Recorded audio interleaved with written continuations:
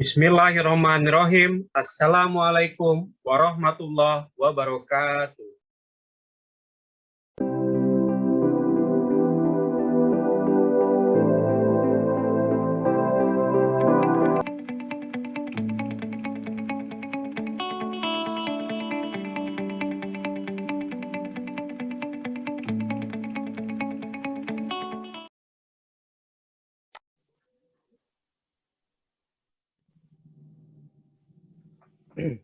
Bismillahirrahmanirrahim.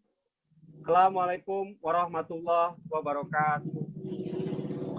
Waalaikumsalam warahmatullahi wabarakatuh. Selamat pagi anak-anakku sekalian. Semoga kalian semua dalam lindungan Allah Subhanahu wa taala dan selalu sehat selalu.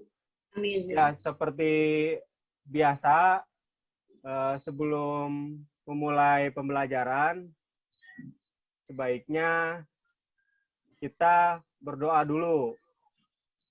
Nah, yang biasa memimpin berdoa siapa nih? Bagus ya ketua kelasnya ya? Iya, Pak. Ya, silahkan kepada Bagus untuk memimpin berdoa sebelum pembelajaran dimulai. Silahkan Bagus berdoa dipimpin. Terima kasih. Assalamualaikum warahmatullahi wabarakatuh.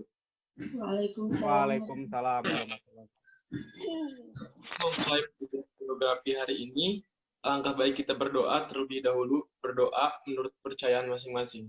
Berdoa dimulai.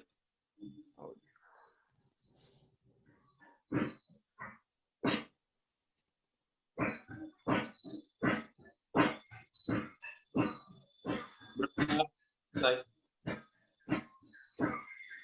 Ya, terima kasih kepada Bagus yang sudah memimpin doa pembelajaran kali ini. Sebelumnya, sebelum memulai pembelajaran, apakah suara Bapak terdengar dengan jelas? Terdengar, Pak. Terdengar ya, Alhamdulillah. Terus, selain suara Bapak terdengar jelas, apakah terlihat tampilan di layar wajah Bapak? Terlihat, Pak. Terlihat, Jelas. baik ya. Kita ketemu lagi di pertemuan kali ini dengan pembelajaran geografi. Tapi sebelum pembelajaran dimulai, Bapak ingin mengabsen dulu nih, kira-kira yang hadir di ruangan Zoom ini. Kan Bapak sebelumnya sudah kirim absen ya di Google Classroom. Sudah pada isi belum absen di Google Classroom?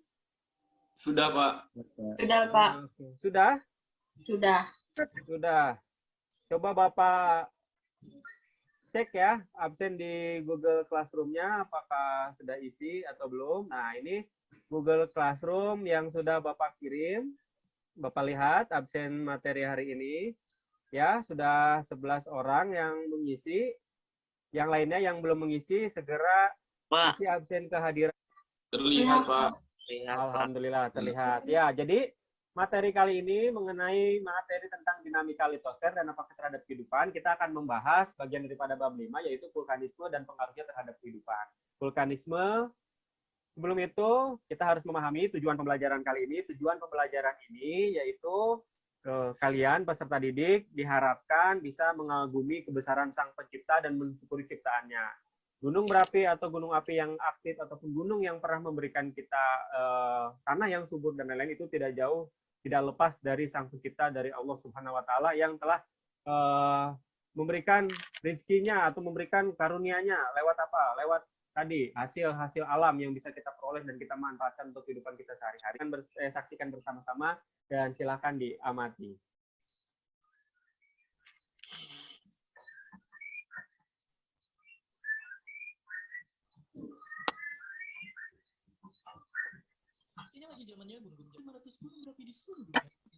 Kompleks gunung berapi yang terletak di selatan Jakarta di Pulau Jawa. Nah, ini kawasan rangkaian gunung ini termasuk ke dalam wilayah Kabupaten Sukabumi.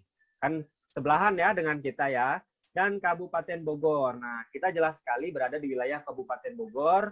Nah, ini sangat dekat sekali. Gunung ini tingginya kurang lebih 2.211 mdpl, meter di atas permukaan laut. Nah, terus pernah meletus ternyata Gunung Salak di tahun 1938. Makanya kalau kalian ada yang udah pernah jalan-jalan ke Gunung Salak belum? Belum ya? Pernah. Ya, kalau ke air terjun, daerah Gunung Salak tuh banyak sekali air terjunnya. Nah, ini juga kalau kalian jalan-jalan ke Gunung Salak ada kawah ya, ada kawahnya Kawah Ratu tuh di sekitaran Gunung Salak. Ini berada di wilayah kita, terus ada yang menyebutkan Gunung Gede. Nah, iya betul sekali ya, Gunung Gede juga merupakan sebuah gunung yang bertipe stratovulkano. Wah, ini tipe-tipenya nih udah mulai diidentifikasi. Yang berada di Pulau Jawa, Indonesia. Gunung Gede berada dalam ruang lingkup Taman Nasional. Nah, Taman Nasional Gunung Gede Pangrango yang merupakan salah satu dari 5 taman nasional yang pertama kali diumumkan di Indonesia pada tahun 1980. Nah, tingginya lumayan nih, 2.958. Nah, ini juga pernah meletus tahun 57, berada di posisi Provinsi Jawa Barat, dekat dengan kita, wilayah Bogor. Terus salah satu gunung aktif, rute termudah lewat Cibodas. Sebelahnya nih, ini sampingan nih, Gunung Gede dengan Pangrango. Ini lebih tinggi, ketinggiannya kurang lebih 3.019 meter mdpl.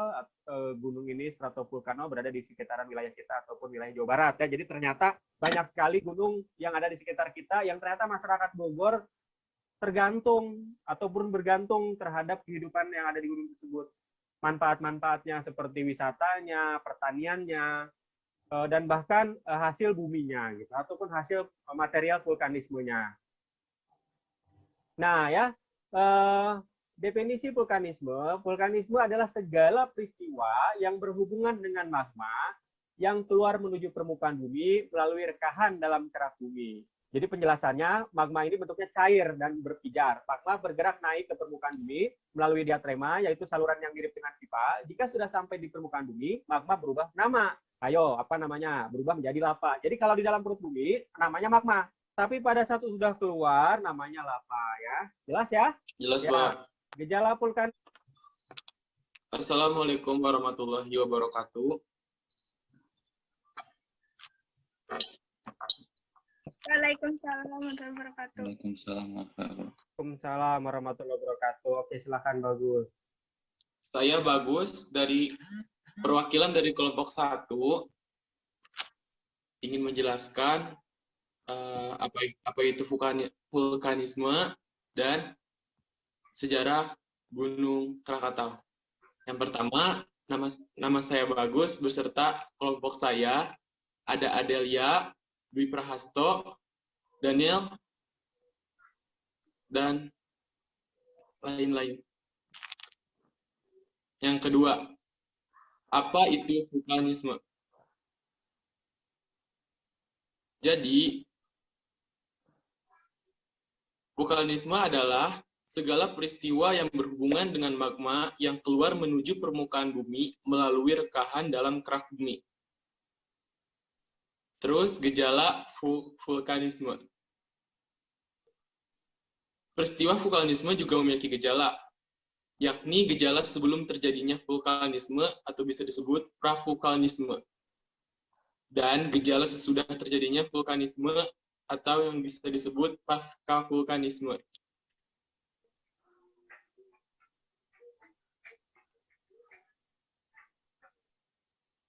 Krakatau. Letusan Krakatau pada tahun 1883. Letusan Krakatau pada tahun 1883 terjadi di Hindia Belanda yang bermula pada tanggal 26 Agustus 1883 dan berpuncak dengan letusan hebat yang meruntuhkan Kaldera. Pada tanggal 27 Agustus 1883, 2/3 bagian Krakatau runtuh dalam sebuah letusan berantai, melenyapkan sebagian besar pulau di sekelilingnya. Dan jumlah kematian ada 36.417. Next.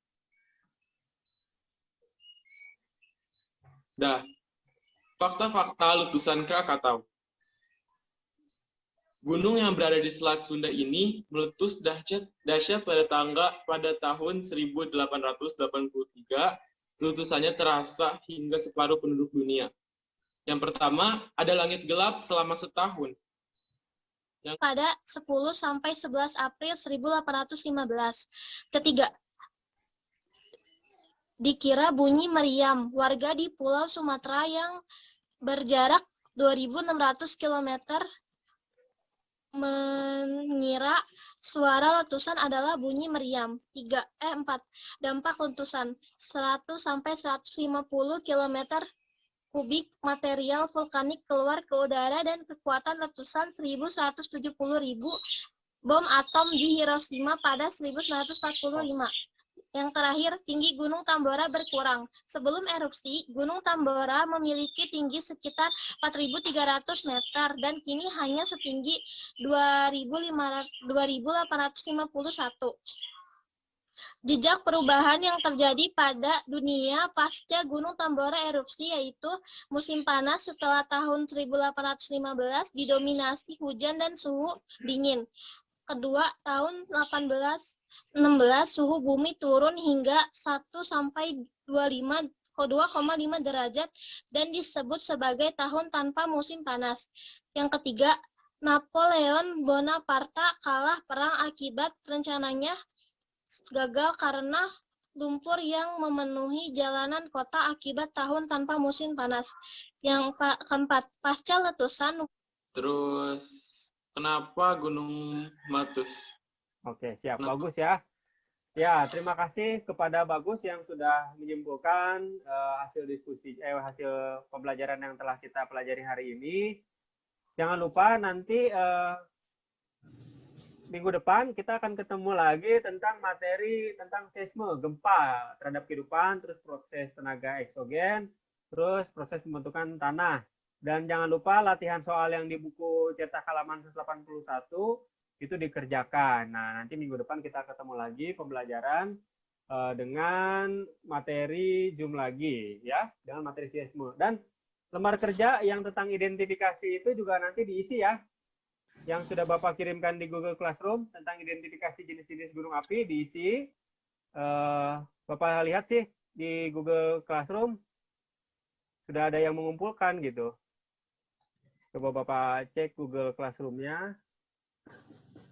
Bapak cek Google Classroom-nya. Google Classroom-nya.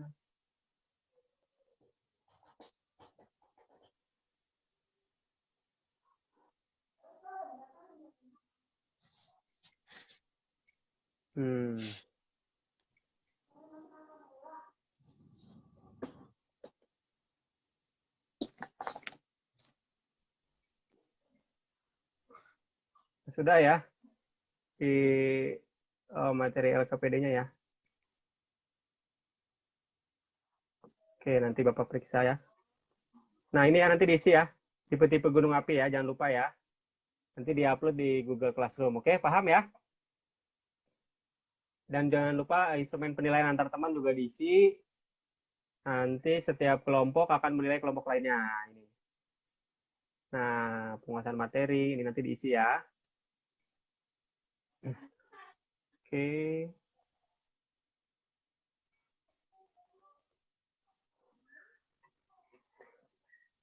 Kalau gitu materinya selesai. Sampai sini sebaiknya nanti kalian tetap menjaga kesehatan karena pandemi masih belum berakhir. Semoga saja pandeminya segera berakhir dan kalian jangan lupa divaksin tuh. Kan ada vaksin pelajar. Sini ada yang udah divaksin belum? Udah. Sudah ya. Ya, jadi usahakan kalian semua sudah divaksin nanti biar bisa belajar tatap muka. Jadi kita belajarnya nggak begini terus kan bosan nanti belajarnya Zoom terus. Biar nanti bisa belajar tatap muka dan kalian semoga selalu sehat dalam lindungan Allah Subhanahu wa taala. Sampai sini kira-kira masih ada yang ditanyakan tidak? Kalau tidak, nanti kita tutup dengan doa. Tidak, Pak. Tidak ada, baiklah. Kalau tidak ada pertanyaan, silakan Bagus untuk pimpin doa sebelum penutup dimulai. Ya, Bagus. Alhamdulillahirrahmanirrahim. Materi hari ini telah selesai. Untuk menutup pembelajaran hari ini, kita berdoa seperti di awal, berdoa menurut kepercayaan masing-masing. Assalamualaikum warahmatullahi wabarakatuh. Waalaikumsalam. Terima kasih, Pak. Sama-sama, terima kasih semuanya. Terima kasih. Oke.